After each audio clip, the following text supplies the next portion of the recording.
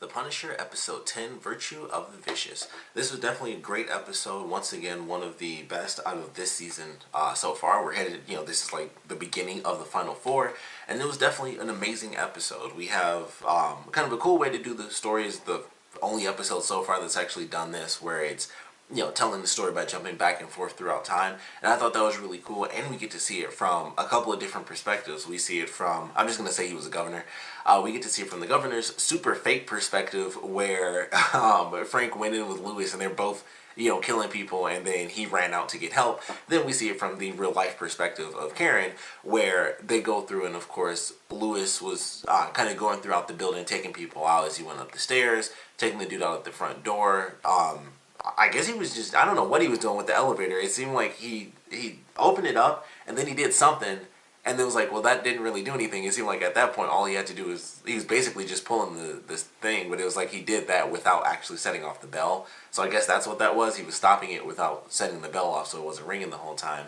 But he goes through, he breaches the door and everything, and he goes in, takes the people out, and then Frank comes in and tries to, he does what he normally does, which is save the good people, kill the bad people.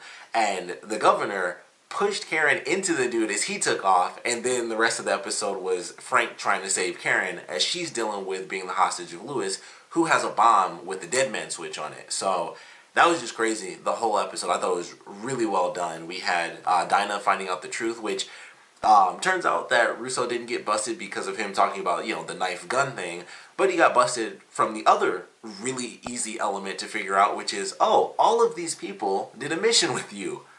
Amazing. 1 + 1 = 2. So of course, she asks him questions and he denies it and everything, and she still believes him for a little bit until they actually have that confrontation on the stairwell, which is pretty awesome. They had their stairwell scene, which was pretty cool, and Frank jumps off the balcony after everybody gets arrested. So all of that was a really cool sequence where, of course, Russo comes in, he tries to kill Frank, and she's like, I got it under control, and he's like, I'm just trying to make sure you're okay and everything, and she's ordering them to put the gun down, and then Frank starts to realize, he starts to put stuff together, and it's like, wait a minute, he's a part of all of this.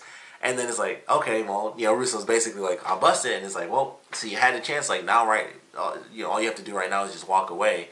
And they're, having a little standoff. Cops come in, just everybody's pushed up against walls. But of course, Frank does this thing, knocks one dude out, kicks the other person who totally could have just shot him because he was just standing there, but gets kicked, and then he just takes the fire hose, jumps all the way down, and then he's going through wounded because he's gone through a bunch of insane moments where he got shot up by Lewis in the beginning.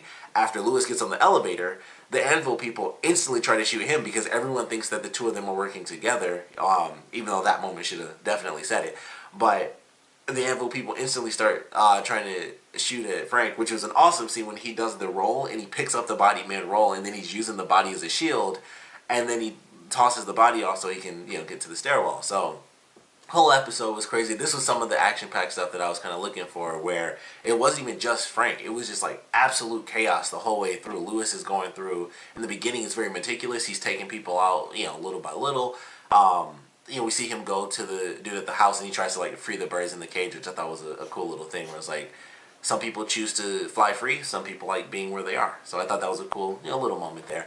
But they go through and everyone's telling the story to the detective. I swear I cannot remember which show he was in. I want to say it was Luke Cage, but it may have been Jessica Jones as well. I know I've seen him in one of these shows before, but I was like, oh, that's that guy who's in one of the other shows as a detective.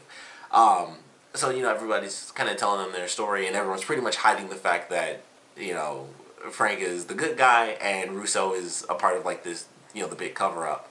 So it was kind of funny, everybody giving him parts of the story, and it's well, why were you having a standoff with him? It's so I had it under control, and then so all this crap went down, and then Frank got your gun from you, and then in the elevator he gave you your gun back and then took off. So he knows what's going on. He knows there's some extra little secrets behind the scenes. But the whole episode I thought was really well done. It was very tense, just trying to figure out what's going to happen, who's going to get busted for what, who's going to live, who's going to die, and then it all comes down to it.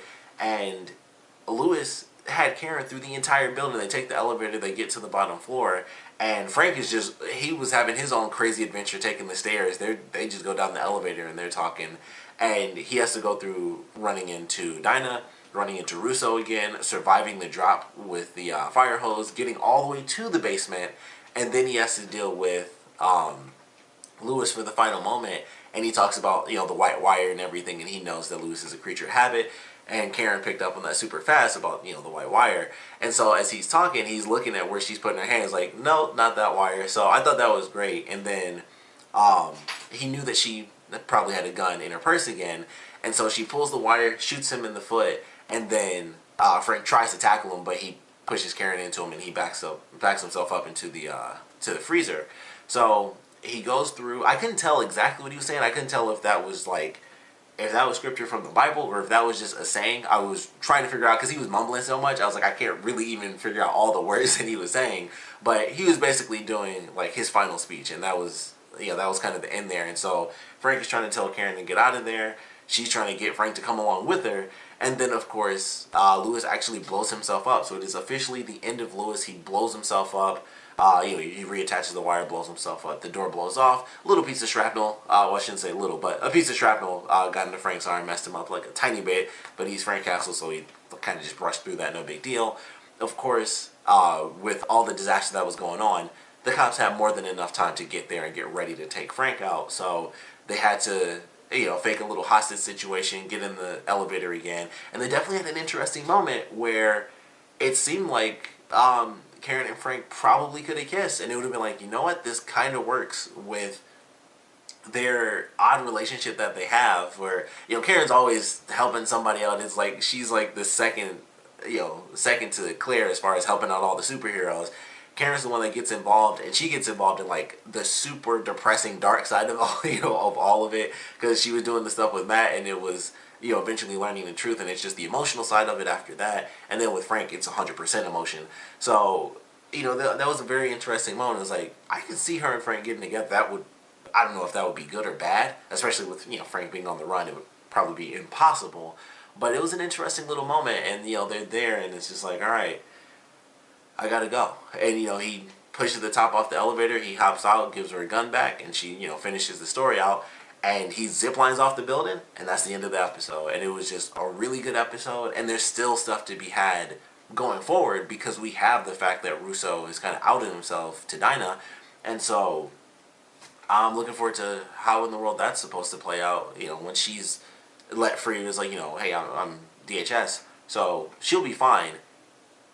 There's some extra stuff, but of course she can't really say anything, or at least she won't, I'm sure. But she told her boss about it, the guy that she was familiar with, who kind of moved her to the location she's at. So she has someone else that she trusts, at least, and I'm hoping he doesn't turn out to be bad too. I think he's cool based off of his reaction to everything she was saying about here's the wire and all this stuff, and she like pulls the wire and says show's over. So I think he's cool based on his reaction, and he didn't seem weird about it, like he was kind of hiding anything. So I think he's good, and she can actually trust him.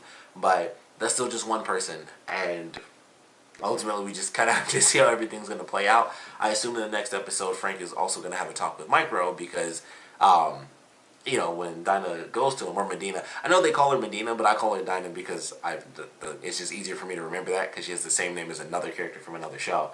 But when they're talking to each other, he's like, oh, I see you've been talking to somebody that I know. So I'm sure he'll be pissed about that. But I don't know, after this episode, I don't think being pissed makes a difference. Everybody knows he's alive. Lewis blew himself up. He knows that Russo is actually his enemy now, or just another cog in the disastrous wheel that he's been trying to go up against all this time.